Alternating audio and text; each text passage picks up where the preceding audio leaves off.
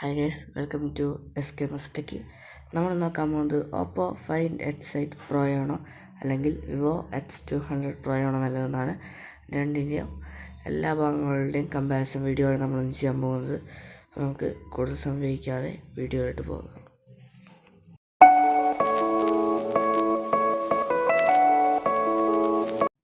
അപ്പോൾ നമുക്ക് ആദ്യം ഡിസ്പ്ലേയുടെ ഭാഗം പരിശോധിക്കാം.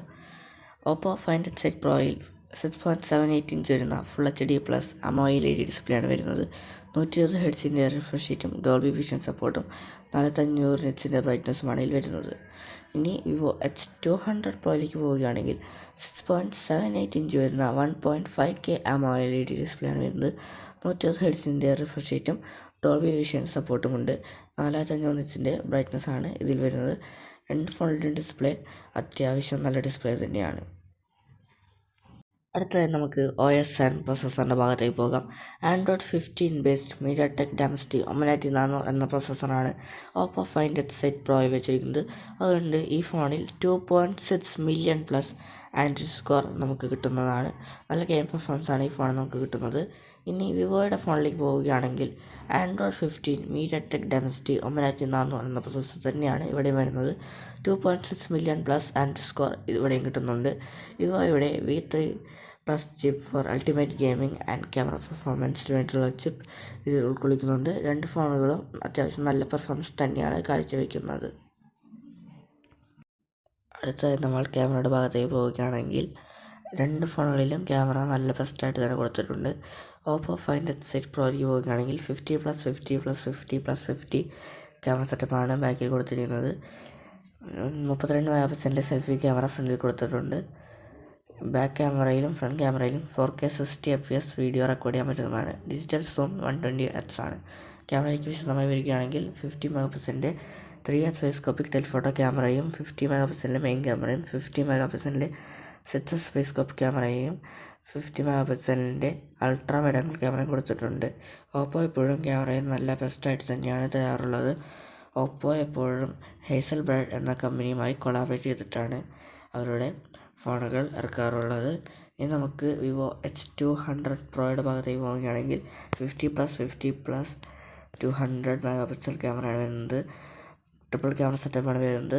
32 മെഗാപിക്സലിൻ്റെ സെൽഫി ക്യാമറ കൊടുത്തിട്ടുണ്ട്. ബാക്കിലും ഫ്രണ്ടിലും 4K 60 FPS വീഡിയോ റെക്കോർഡ് ചെയ്യാൻ പറ്റുന്നതാണ്. 50 മെഗാപിക്സലിൻ്റെ മെയിൻ ക്യാമറയും 50 മെഗാപിക്സലിൻ്റെ വൈഡ് ആംഗിൾ ക്യാമറയും 200 മെഗാപിക്സലിൻ്റെ APO ടെലിഫോട്ടോ ക്യാമറയും കൊടുത്തിട്ടുണ്ട് എന്നുള്ളത് നല്ല കാര്യമാണ്. ഇപ്പോൾ ഈ കണ്ട രണ്ട് ഫോണുകളിലെയും ക്യാമറ വെച്ച് നിങ്ങൾക്ക് ഇഷ്ടപ്പെട്ടോ ഇല്ലയോ നിങ്ങൾ താഴെ കമൻറ്റ് ചെയ്യുക. വിവോ എപ്പോഴും സൈസ് എന്ന കമ്പനിയുമായി കൊളാബറേറ്റ് ചെയ്തിട്ടാണ് അവരുടെ ക്യാമറകൾ ഇറക്കാറുള്ളത്. അടുത്തതായി ബാറ്ററി ആൻഡ് ചാർജിങ്ങിൻ്റെ ഭാഗത്തേക്ക് പോവുകയാണെങ്കിൽ ഓപ്പോ ഫൈൻഡ് H8 Proയിൽ 5910 mAh ബാറ്ററിയും കാർബൺ സിലിക്കൺ മെറ്റീരിയലുമാണ് ആ ബാറ്ററി ഉപയോഗിച്ചിരിക്കുന്നത്. 80 വാട്ടിൻ്റെ വയർഡ് ചാർജിങ്ങും 50 വാട്ടിൻ്റെ വയർലെസ് ചാർജിങ് ഇത് സപ്പോർട്ട് ചെയ്യുന്നുണ്ട്. ഇനി വിവോ H200 Proയിലേക്ക് പോവുകയാണെങ്കിൽ 6000 mAh ബാറ്ററിയും 30 സിലിക്കൺ മെറ്റീരിയലാണ് ഈ ബാറ്ററിയിൽ ഉപയോഗിച്ചിരിക്കുന്നത്. 90 വാട്ടിൻ്റെ വയർഡ് ചാർജിങ്ങും 30 വാട്ടിൻ്റെ വയർലെസ് ചാർജിങ്ങും വിവോ H200 Pro സപ്പോർട്ട് ചെയ്യുന്നുണ്ട്. ഇനി അതർ ഫീച്ചേഴ്സിലേക്ക് പോവുകയാണെങ്കിൽ ഓപ്പോ ഫൈൻഡ് H8 Proയിൽ IP68ഉം IP69ഉം റേറ്റിംഗ് ഉണ്ട്. കോണ്ടിങ് ഗൊറില്ല ഗ്ലാസ് 7i ആണ് ഇതിൽ ഉപയോഗിച്ചിരിക്കുന്നത്. അതുകൊണ്ട് അത്യാവശ്യം ഡ്യൂറബിളായ ഫോണാണ് Oppo find H8 Pro. Vivo H200 Proയിൽ IP68ഉം IP69ഉം റേറ്റിംഗ് ഉണ്ട്. അടുത്തതായി ഓപ്പോ ഫൈൻഡ് H8 Proയുടെ തിക്നെസ് നോക്കുകയാണെങ്കിൽ 8.24 mm വെയ്റ്റ് 215 ഗ്രാമുമാണ്.